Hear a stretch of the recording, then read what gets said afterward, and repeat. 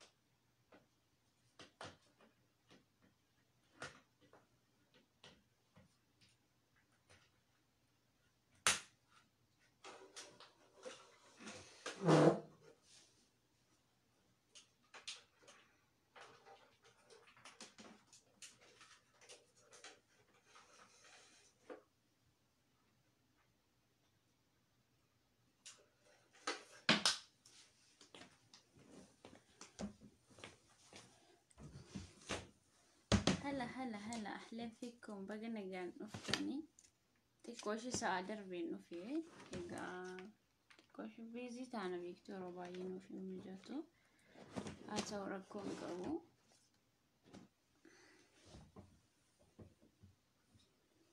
ساعدر بينو فيه بقى نجان نفتني سيسينا ورين الرفني أكاكيا كم مداميني سنتورسي تجتودا فريتاني سوزراني ساتي دان وفني عادكيني لبرفنا مسحات وركون قبو بقنا قان نفتني سلامتك السنيف وعليكم السلام ورحمة الله وبركاته يقال جدو لديكم بايين نرقو بيتاني سايو ساتي الرباط وفي أمروني كي بايين نقبتي جرا بقنا قان نفتني قالي وانكو ساتي كنمو إيه ساتي ما كنا نفي أتور رفنيو ماركو كوا شيري قوتاتي ولنبدأ دبرسا ما شاء الله ورمون كيني يرورا كل برد عبجوتي وف برتني جرتني سقلي ولا وليف تاجرتني ما شاء الله تزبط داكني وجنا الأبجو ربتو جالة تجو سقلين كي أنا كامتي no ani muto mosontani alto kotoko nanufada akkuma natti fakkaate dhufada muto musyote inshallah sagalin konjiro de muto musyote gaafa rabbiin muto womse muto na ammo samaanin qaban ture samaan kiya nazala badil jira rayyan sini bana ture tiqqoshi shahanan qabu intini kiya dhumate سمان باسمي وأركمي الأف سمان كي يبدين جران جون ميساك لاقي شيت الأقامان جون تفكاتا لكن شانتا كي تبدين جران سجلين كي أمن جرو تسالي دلهم ديتا إيه كاين بوي مرة كوكا بدلهم مرة بجالة سجلين كي ينجرو سمان مدرسة كان جلاب دين بيكون جلاب دين جرا والله كان يميكان أرجني بقنا كان أفتني سلامتك السني وعليكم السلام ورحمة الله وبركاته بايد اللوم دينا ما ننزل الجرا قراياتي كويسني بنا ملابتوب بنتي جرا دلهم ما نيجا يروسا يقتي نفون ما دفعك تا وبليسكية نكنا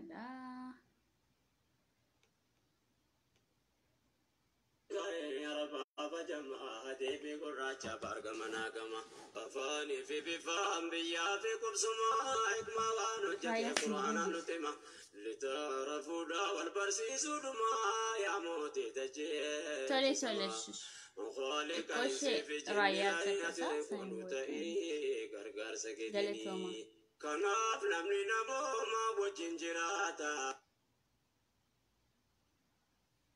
شبكان كي وايد الدواء ليش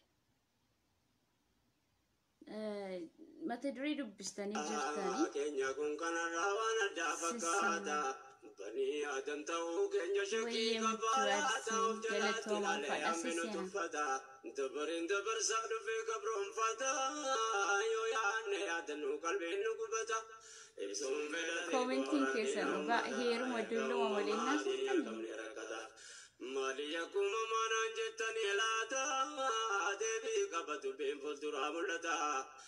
Keessi keenya dhukkubsataan midhaan nuti dheerannaan ati reekoonu ta'ii gargaarsa keetiini. Ol nu qabe yaa Rabbii. Baay'ee nama dhibdan dubbiin keessan bishaan nama obaasa. Nam foggorina please dullattiin foggorina. Waalaikum salaam warahmatullahi wabarakatuh. Anaan dhufu. Baay'ee nagaan dhuftanii qaalii bu'u.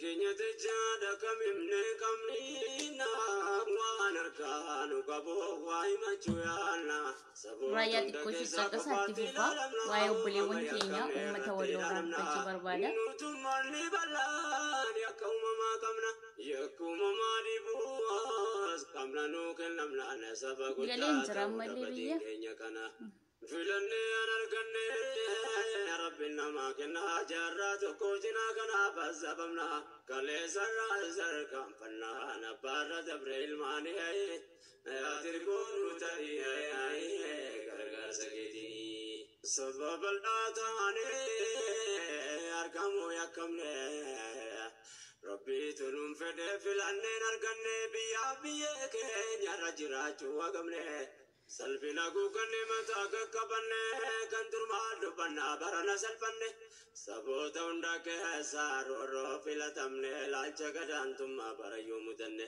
salphina waan nutti namne camne ummanni bal'aane Maaliif na arrabsitu ijoollee koo? Waalaikum salaam warahmatullahi wabarakatuh. baralanaatu Nana rabsina jirra roorroo dadhabatee ummata durreesse kaanollaa qubate gariyaachee fageesse godaanni sabbootiin jaraa durmadeesse ilmaan dabareedhaan darangaa fageesse madaanurraan qoore Rafii narrafa yaada kiyya dabarsate. gamtaan buqqisee gaggeesse maal yakkeeme maal balleesse miskeenni dhamaafamuun atirgoonu ta'ii gargaarsa keetiini. Dhukkuba qoricha utuu qabuu dhabee jaalala jireenyaa takaalee nu qabee Waalaikum salaam kaleessaa hangaraa tofta'uu nu dhibe ummata biyya isaa utuu qabuu dhabee durollaatti yaa'ee jiraatu ta'aabe roorroon jalaa nafnee Ibraankiin darbee jira. jireenya sarbamee buqqa'uu jalqabee waan waggoota dheeraa dhaabbate dhabee. Kana kararana kabe waan dursu qabu taanaan atirgoonu ta'ii gargaarsa keetiini. Dubbalanni suuqa karaa dabee naguuqa kana. Sassenatti fufama yaada kiyya raayyaa sagalee isaa dhaggeeffatameen kuufamu keessattuu waa'ee buqqaatii uummata Oromoo. Turerganu kabe madisa beekama ada bakkirraa jalqabe akeekni kanama bu'aansaa galgalaa gaafanni wallabe ayyuu beekame gatu lubbuu ofiitti dhabe baanta jaate har'a nu rakkabe dhiibbaan deemaa dhufe har'a nu rakkabe qorichaa yoomna bee of qabuun nu dhibe hawaasa bal'aa waa dhibe akkuma margaa jirtanii atirgoonu ta'ii gargaarsa keetiini. Ol nu qabi yaa Rabbii.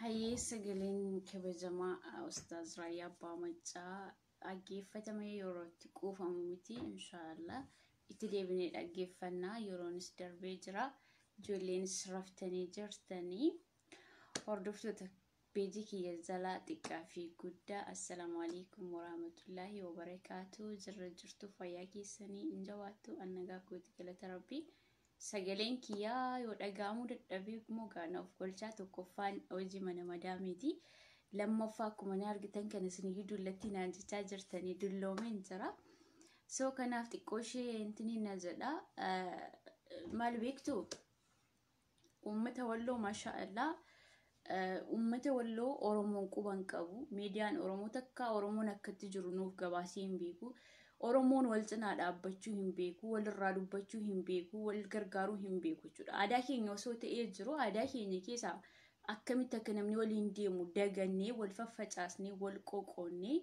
gandaan lagaan wal qoonnee osoo wal arrabsinu diinni nurratti jechuudha diinni bara Oromoon aangoo qabate keessatti diinni ol baatee moraalii godhatte paaworii Oromoo irratti godhatte gocha akkasii raawwachuu jechuun eenyummaa keenya intini jechuudha. Garuu nuti ammallee hin barre jechuudha. Gochaan har'a uummata Walloo Kamisee irratti raawwatame bor kutaa keenya irratti raawwatamuuf deema. Maaliif jarri ammoo paaworii jiru miti yaani bakka abiyyiin isaa waliin ta'ee intini jedhu isaanitti fakkaatee uummata Oromoo irratti gadi ba'anii fincaa'uu barbaadaa jiran.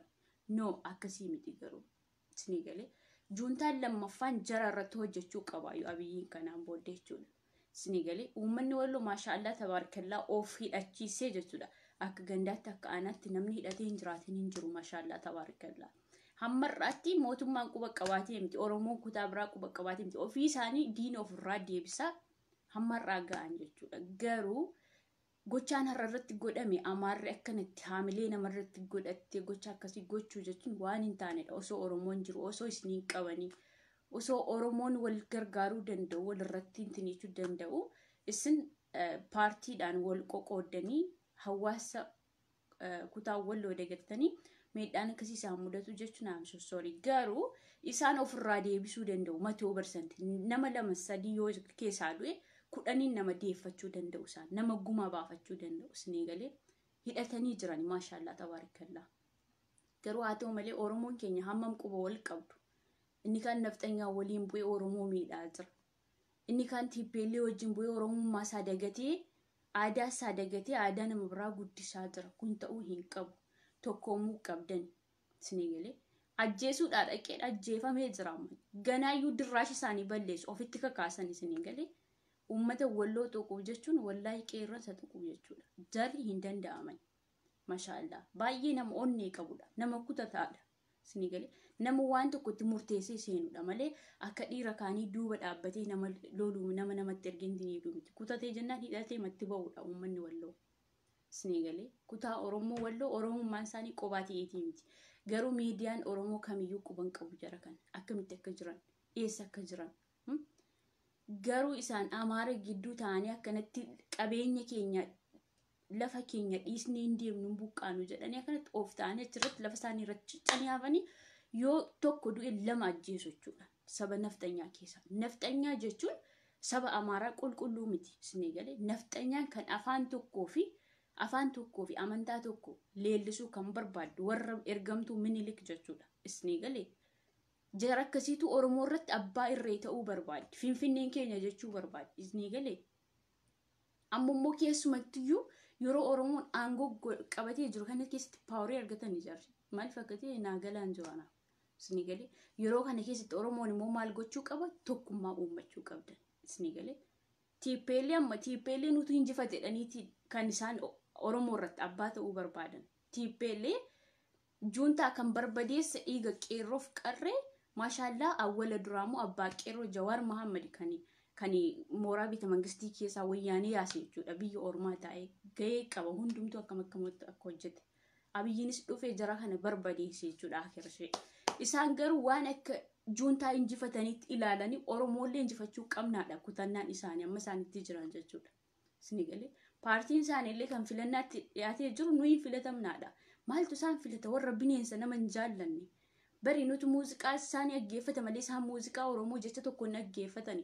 Televezyiiniidha yeroo dhufullee hin qayyaru bari jarri. Isinii galee garuu isin eenyummaa keessan xiqqeessitanii namni eenyummaa isaa kabajaa saba kaan waliin deema malee eenyummaa isaa dagatee jara sana waliin harka rukutu. Isinii galee isaan lummuxxii isaanii fi afaan tokkoo fi amantaa tokko guddisuudha kan isaan barbaadan.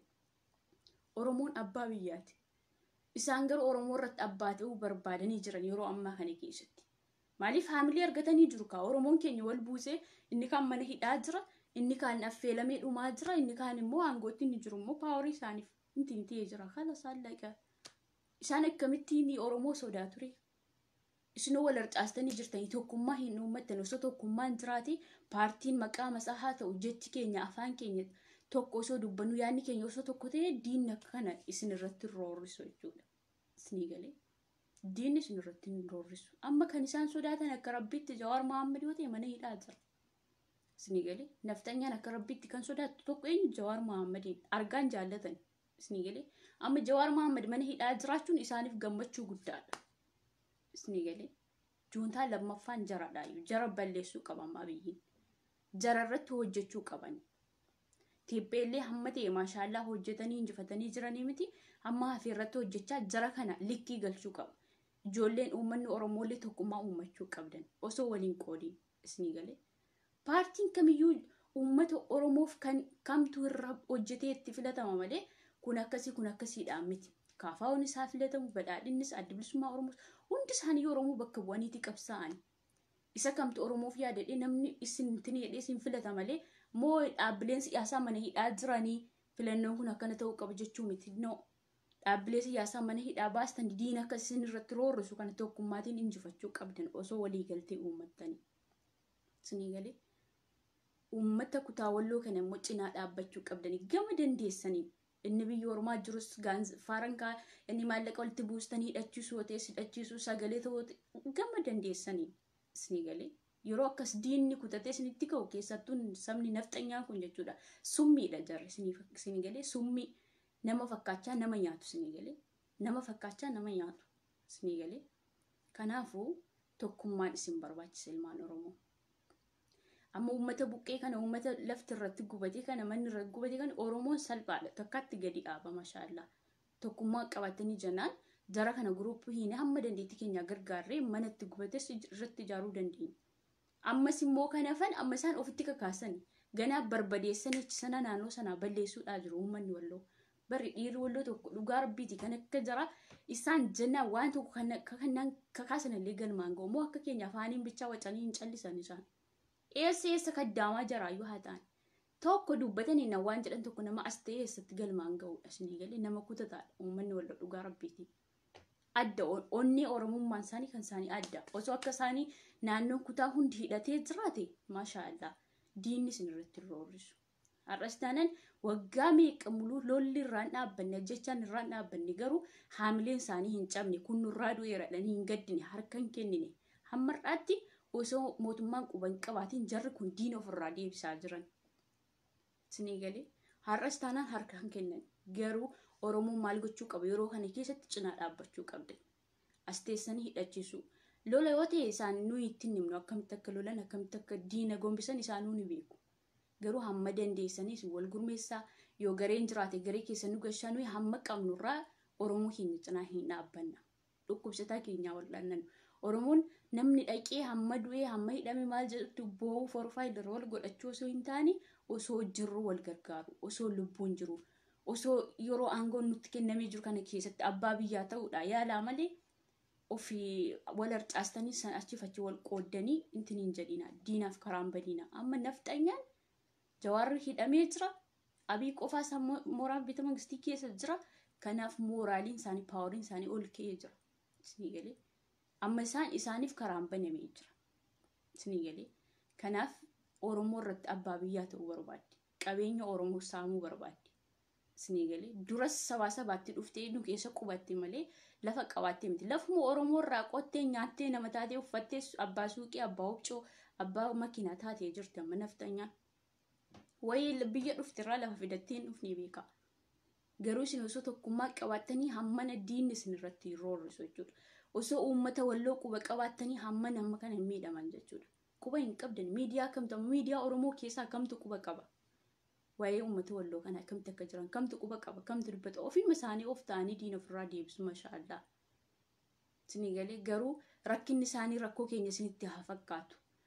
Yani dhiphinni isaanii maal keessa akka isaan jiran quba qabdanii waan isaan irra jiran nuyi wallaalaan isin waliin tinenne guruupii tokko hiitanii walitti hoonuu qabdan hamma qabnurraa nuyi kennini uummata keenya kana hidhachiisni diina isaan irratti roorrisu kan isaan immoo irratti abbaa akka ta'an gochuu qabna. Isinii galee tokkummaan keenya jabeeffachuu qabna dhugaa rabbiiti. Kun waa'ee paartii hin ilaallatu. Isinii galee waa'ee paartii hin ilaallatu. Yeroo nafxanyaan mana dhaqxee manatti qostee intini jettu humna hidhattee deemtee akkanatti intini jettu isin immoo tokkummaa keessan uummattanii asii Oromoo walloo hidhachiisuu qabdan. Yeroo achi keessaa namni tokko duu shaneetu kana godhe achi shanee jechuun qabdan arbaa shiriinsaa. Kana keessa kanaafiyyuu kan diinni isin irratti roorristu. Namni tokko waan tokko ta'e shanee asii waan tokko du'e shanee achi waan tokko shanee jechuun eenyuunni Oromoodhaa beeka. Shanee jechuun Oromoodha. Namni immoo dhaaba isaa keessatti hundumtiyyuu kun Oromoodhaaf lafa ta'eetii Oromoof hojjete jechuun hin danda'amu. Namni kamiyyuu akkuma hojii isaa keessatti ni jiru dogongorri jiraachuu ni mala. Sa'aatii 24 shanee jechuu dhiira isaati uummata nafxanyaa isinirratti abboomuu barbaadu, isinirratti abbaa biyyaa ta'uu barbaadu kana haamilee isaanii gama kamiin cabsina tokkummaa uummanni jedhaati yaada malee sa'aatii 24 shanee jechuun isin salacha'u yaaki. Sa'aatii 24 shanee uummanni bosona jiru bare osoo bosona hin jiraanne dhugaa rabbiitti nafxanyaa yoo mataa irratti nu ficcooftee jirti. Osoo immoo hidhannee qabanne gandi keenyarraa akka uummata Walloo kanatti hidhannee namni qabu hin jiru. Wallaggayyuu kan bosona keessa jiran harki caalusaa sinii galee abbaa biyyaa ta'uu hin fedhane osoo uummanni Oromoo walii galtee qabaate. Siyoo namni asii du'e shaneetu kana godhe. Shaneetu harka keessaa qaba. Shaneetu isin akka uummanni kun sagaleen isaa hin dhaga'amne gochaa jirtan hin beeka. Akka uummanni kun sagaleen isaa rakkinni isaa addunyaatti hin beekamne mootummaatti hin dhaga'amne shaneedhaan daffantanii bira darbuudha. Bakka shaneenanii bosona waan jiraatuuf uumamarayyuu shanee jechuudhaaf deemtanii noo ta'uu hin qabu. Shaneenis akka badii qabutti badiisaa isa turraa gaafatama. Hundumtii Oromoof hojjenna Oromoo bilisoomsina jedhanii bakka bu'anii waan hojjetaniif jenna. Sunis kunis kanuma hojii isaa argata. Garuu nuyi Oromoof hojjetu jennee jala hiriira isinii galee. Kanaafuu hamma shanee jechaa ooltan uummata nafxanyaan akkuma nafxanyaan arrabni jaraa summiidha. Nafxanyaa jechuun akkuma jechisaa akkuma maqaa isaaniiti jechuudha. Isinii galee jara kana ofirraa deebisuu yaalii godha. Hayyoota Oromoo mana hidhaa baasaa waliin tattaaffadhaa, waliin deema. Waliif utubaaf dagalee taatanii waliin tarkaanfachuu dandeessu. Isinii galee. Akka ammasiin jirtan kanatti bakka nafxanyaan abbaa biyyaa ta'uun shakkii tokko hin qabu. Wal harcaastanii jirtan. Miidiyaan Oromoo kan jedhame hundiyyuu waan haqqaan tinii jechaa hin jiru. Maqaa wal balleessuu. Isinii galee. Kana ta'uu hin qabu isin jechuun barbaada. Maaliif namni hammi beekurraa haasa'ee jira. Uummata Walloo cinaa dhaabbachuu jechuun Oromoo miliyoona 60 bira dhaabbachuu jechuudha. Isinii galee. Isaan uummata Walloo irratti haamilee godhatanii intini jedhanii jennaan akkuma kana Wallagga, Shawaa, Arsii, Harar osoo hin jedhin isaaniin nafuunuma deemu. Maaliif paaworii godhatanii jiran Oromoo wal harcaasee jiran ni kaan mana hidhaa jira. Isinii galee. Dhaam nama biyya bulchaa jiru kunillee badii jara kanaa ilaalee murtoo tokko itti kennee jara kana laazima gadi lakkisee waliin hojjechuu qaban. Laazima jarri kun achi ba'anii rakkoo jiru furatanii abbaa gadaatiin waliin deemuudhaa qaban. Booddee akka waan rakkoon hin uumamne wal farramanii Oromoo wal dhaga'uu beeka. Waadaa waliin cabsu. Kanaafuu akka duraa isaanii sanatti osoo waliin deemanii akka hawwaatti hedduu natti tola. Tokkummaan Oromoo osoo cimee nafxanyaan afaan tokkoo fi alaabaan lummutti ishee abbaa biyyaa deebistee nurratti gochuudhaaf yaaliin gootu jechuudha. Isinii galee. Tiippeellee kan injifate dhiiga qeerroof qarree ilmaan Oromoo fi hojii Jawaar Mahammadii fi dhaaba biyya bulchaa jiru kana. Isinii galee. Jawaar Mahammad biyya Ormaa taa'ee Jawaar Mahammad jibbaa dhuunfaa namni irraa qabu hin jiru. Yaadaan nuyi gaafaa badhaadhina jenneeti bakka isaan dogongora qabanitti dogongora isaanii irratti qeequu jechuun arrabsuu jibbuu miti. Mana hidhaa keessa amata meeqaa ta'an jechuu miti. Isinii galee. Kanaafuu kan wayyaanee barbadeessee achi akka kaatu godhe kakaase Jawaar Mahammad Oromoon qeerroof qarreen irratti wareegamee dhiigni meeqan gala'e juuntaan kun humni isaa dhabama yeroo ta'utti ammoo jarri kun nutu juuntaa injifate uumaayanii paaworii argatanii jiraniif Oromoo mana hidhaa jira kaagariin. Uuma wanti isaanitti fakkaate ammallee Oromoo irratti abbaa biyyaa ta'uudhaaf yaalii godhaniiti fincila kana kaasan jechuudha. Garuu isaaniif hin tasaaqa'u. Uummata Walloo tuquu jechuun qeerransa tuquu jechuudha. 100%. Isinii galee. Kanaafuu amma dandeettii keessanii bira haa dhaabbannu. Guruuppii yoo jiraate guruuppii Facebook Messengeridhaan hidhuu dandeessu lakkoofsa keenya yoo dhabdan. Facebook Messengeriidhaan hiitanii nuyi hamma dandeettii keenya uummata Walloo bira dhaabbachuuf dhukkubsataas ta'ee waan hunda ilmaan Oromoo bira dhaabbachuuf nuyi qophiidha. Aafiyaa kan qabu Rabbi isinii galee. Har'a akkanatti hin jedha malee bor dhukkubsa dhiisuu nan danda'a. Ilmaan Oromoos akkanatti na gargaaraa jedheen jedheen gadda asliin viidiyoo waraabee gadi nuu lakkise sana liivii irratti osoo ilaaltanii hin callisina. Amma qabdan irraa saddaqadhaa please.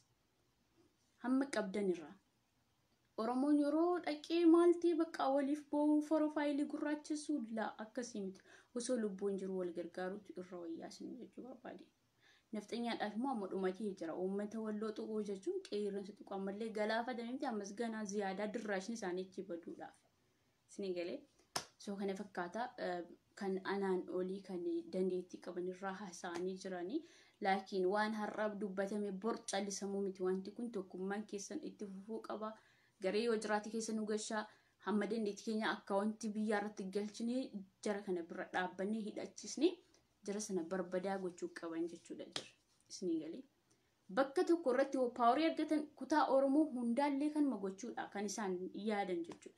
Soo kanaafuu callisuu hin qabdan. Har'a dubbattanii bor callisuu hin qabdan. Garee feesbuukii miseenjarii hidhamee yoo jiraate keessa nu gashaa akkaawuntii biyyaa nuuf kennaa irratti gashina. Okay? Kana isin jechuun barbaada. Rakkoon isaanii rakkoo keenya nutti haa fakkaatu. Duuti ilmaan Oromoo walloo du'a ilmaan keenyaa nutti haa fakkaatu isin jechuun barbaada. Waliin narcaasinaa tokkoomaa rabbiin isinaa tokkoomsu hayyoota keenya illee rabbiin mana hidhaatii isaanaa baasu. Du'aa gochuu malee waan tokko gochuu hin danda'amu. Kanaafuu bilis tokkoomaa ilmaan Oromoo tokkummaa keessan cimsadha. Gandaan lagaan waliin qoodina. Paartiidhaan waliin qoodina. Paartii wal qooduun haafu yuusichitti. Kanaan booddee paartiidhaan wal qooduun haafu. Isin galee waan paartiidhaan wal qoodnuuf waan wal jibbinuuf jarri afaan keenya beeku tokko afaan keessa dhalatanii guddatanii.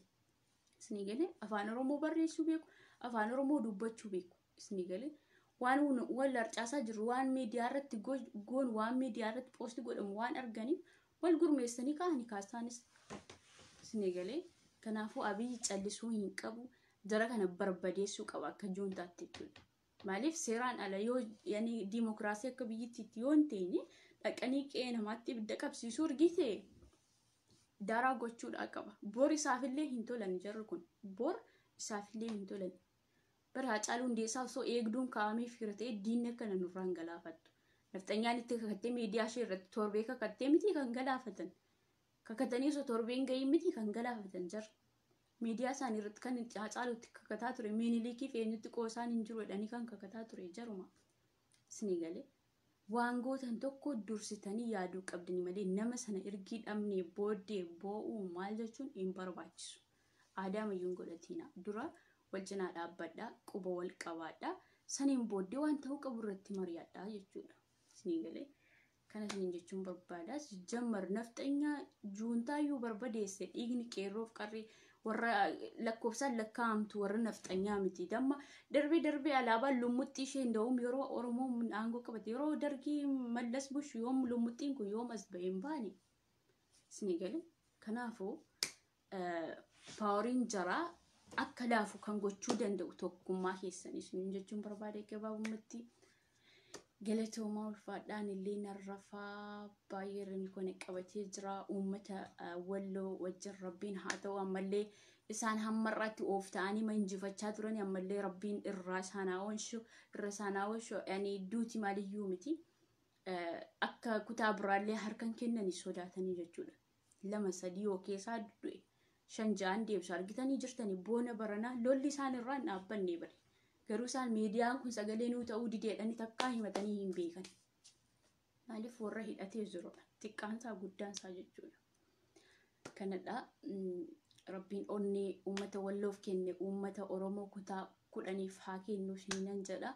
Jabaadhaa kutaa 11 hundaaf waa kennu. Laakiin waliin narcaasinaa. Afaan bichaa miti. Miidiyaa irratti laayikii sheerii haasaa qofaatiin sabboonaa ta'uu osoo hin taane keessoodhaan quba wal qabaadhaa. Maallaqa walitti buusaa hidhachiisaa nama keessan. Hatta bosona caakkaa jirullee hidhachiisaa. Nuyiif wagana bosonni caakkaa jiru malee diina Oromooti miti. Nuyiif wagana isin galee. Onag jedhu warri nafxanyaa kun hin jaallatan dhugaa rabbiiti warra bosona jiru. Onag jedhu akka rabbiitti sodaatu. Lekki Jawaar akka sodaatanitti nafxanyaan Jawaar akka jibbitutti Onag adda bilisummaa Oromoo waraana adda bilisummaa Oromoo hin jaallatan Onag jedhu. Isin galee. So kanaafiyyuu keessan waan ofii abbaatu jabeeffata isintu jabeeffachuu qaba osoo waliin narcaasin. Abiyyillee amma isaan moo Amaaratti hin beekan Oromootti beeku. Isin galee. Isin ammanuu Abiyyi Amaaraa jettaniitiin tini jettu. Isaan immoo Abiyyi Oromoo dhadhaniiti booddeellee Abiyyiif waan gaarii yaadan. So kanaafiyyuu wal tokkoomsadhaa waliin balaaleffatinaa isiniin jechuun barbaada. Galatoomaa ulfaadhaa yeroo gaarii qabaadhaa halkan gaarii nagaan bulasse na wanti deemamaa jiru nama gaddisiisa. Oromoo wal harcaasee inni biyya keessaa hin du'a inni biyya alaa hin du'a ni kan mana hidhaa dararama kun walii galtee dhabuurraan kan ka'edha. So rabbiin tokkummaa gidduu keenyatti haa buusu waan biraa waan jennu hin qabnu. Ramadaanni dhufaa jira du'aa godha inshallah. Rabbiin hayyoota keenyallee baasee akka duraa sanatti Lammaa Abiyyi Jawaar wal cinaatti arguun barbaadan dhugaa rabbiiti. Baqqalas Hamzaa Booranas dhaabbilee siyaasaas haa ta'u oromummaa isaaniif yeroo Haacaaluun du'etti kan mana hidhaatti hin galiin hin jiru. Kan mana hidhaa hin galiin hin jiru. Miira keessa Haacaaluu dhabuun waa hedduu nutti hir'ise jechuudha. Haacaaluun yeroo du'etti waa hedduu afaan keenya keessaa baafneerra marti keenya iyyuu jechuudha. Maaliif Haacaaluun nama tokko miti. Haacaaluun ijaaf gurra Oromooti. Qabsoo motora Oromooti Haacaaluu Hundeessaa jechuun. Isinii galee hamma Haaceen du'e dhaabbilee siyaasaa keessaa namni tokko osoo du'eerati anaan abadan nan guba. Jecha kana dubbadhee hin beeku garuu miidiyaa irratti. Maaliif dhaabbilee siyaasaa warri bakka bu'ee jiru intinii akkasumaan mucaan kun dhugaa dubbatee haqa dubbatee osoo ilmoo isaa hin guddifatiin haadha manaa isaa waliin osoo idmee umurii dheeraa osoo hin jiraatiin kichuutti cite jechuudha. Isinii galee. So kanaafiyyuu namni yeroo Haacee du'e kan jecha intinii dubbatee qabame hundiyuu mana hidhaa jira. Kan Jaweefaa wajjin qabame hundiyuu mana hidhaa jira. Isinii galee garuu dhaabbilee siyaasaa kan Oromoo bakka bu'anii hojjetaa aarsaa guddaa kaffalaa jiran isaan wanti jedhaniif yeroo hundaa isaan jenna malee ijoollee danuutu mana hidhaatti argamu. Warreen ba'anis rabbiin isaan baasee jira kan akka Jaallataa Lammii tokkummaa hin maqaan isaa. Kanaafuu warra hafanillee rabbiin nuuf haa baasu xalaata keenyaa miti. Nuyi bakka bu'anii nuuf dadhabaa turan nuuf hojjetaa turani malee xalaata Oromooti miti. Rabbiin isaan haa baasu. Nuyi jibbaa dhuunfaa kamiyyuu hin qabnu. Namni tokko yeroo yaada isaa dabarfatu akka seeraa fi heeraa namarraa eegamutti malee nama arrabsuun si jammar aadaa Oromooti miti. Isinii galee nama jibbuun aadaa Oromooti miti. Oromoon haammataadha. Nama hin jibbu jechaan taaneen nama hin arrabsu unkaan hayyoota keenya dhugaa rabbii hangarraattaan isaan qeeqaa tureyyuu of hin taajaba deebisee. Garuu Oromoo bakka bu'ee waan hojjetuuf jennaan qeeqaa ture dhugaadha. Laakiin bakka amma jiru keessatti yeroo ilaalu jecha tokko jechuun isa kana dura dedheeyyuu deebisee ofitti akka hin gaabbu na goosisee jechuudha. So rabbiin mana hidhaatti isaan haa baasu. Uummata Oromoo hundallee haa tokkoomsu. Akkuma isiniin jedhe gama dandeessaniin immoo uummata Walloo bira haa dhaabbannu isiniin jechuun barbaada. Galatoomaa ulfaadhaa isinan jaalladha. Yoon isin mufachiisee rabbiif jecha afuutu naaf jedha. Halkan gurraachi kun waan ta'anii bulan hin beekani namni rafa malee akkatti ka'uu hin beeku. So nuyi paartii oofuu osoo hin taane tokkummaa uummata Oromoo irratti haasa'u qabna kanaan booddee. Paartii qofantiin jechuu osoo hin taane tokkummaa uummata Oromoo. Oromoo yoo tokkoome paartiin sun injifachuu kan danda'u. Oromoo yoo tokkoome paartii sana waliin kan uummanni deemuu danda'u. Yoo Oromoon tokkoome paartiin sun illee jaallatamuu danda'a. Isinii galee tokko dhiibamaa tokko gammadaa tokko damooza argachaa tokko hidhamaa tokko yeroo akkasii keessa wanti nu gammachiisu hin jiru dhugaa rabbiiti. Innaa kanadha galatoomaa ulfaadhaa isiniin jedha yeroo gaarii qabaadha. Irraa bahuudhaaf nagaan buliin siiftu konaan jedha. Thank you ulfaadhatillee waan ofii na amma irraan ba'a. Kanaafuu qeerroo Walloo durayyuu jabaadha hayyuudha lolee mo'achuutti beekamalee mo'amee hin beeku ammallee jajjabeessaa cinaa dhaabbadha. Kun ergaa kooti nuyillee cinaa dhaabbanne isin ana qofaa miti uummata Oromoo kutaa 11 bakka bu'aa jechuudha. So sadargiin dadhabe juuntaayyuu injifatee jira. Amma Abiyyiin jara kana irratti hojjechuu hin dadhabu. Kanaafuu jara kana likkii galchuu qaba jechuudha. Inda'uun kan gaazitti rafarrafanii gubanii dhugaa rabbiiti jira. Kan harmaaf harka cirrirra immoo darbee eenyummaa isaa guddisuudhaaf sirna durii nurra deebisuudhaaf yaalii godhu jarri. Harkaaf harma ciraan oleeyyuu ganaa hin deebine gumaan isaa ganaadhaan mallee. Kanaafuu gumaa kana kan kaffalu uummata Walloo kamiteetti hidhachiisa. Achumarraa makakii isaanii baasanii as darbanii Wallagga keessaallee dhabamaa godhanii. Silaa bakka dhibamanii hin jirani jarri. Bakka dhibamanii hin jirani maaliif Minilik diqaalaasaa akkuma bakkuma argetti daqqalaa harcaasaa wal harcaasaa achumatti wal horan waan ta'eef bakka dhibamanii hin jirani. Kanaafuu saba keenya bira haa dhaabbannu qeerroof qarree walloo bukkee dhaabbannee mootummaa keenya ciranillee dhaabbannee jara kana dhabama haa goosisnu jechuun barbaada. Nagaan bulaa baay'een isin jaalladha. Thank you. Irraana baasuu didee akkam sila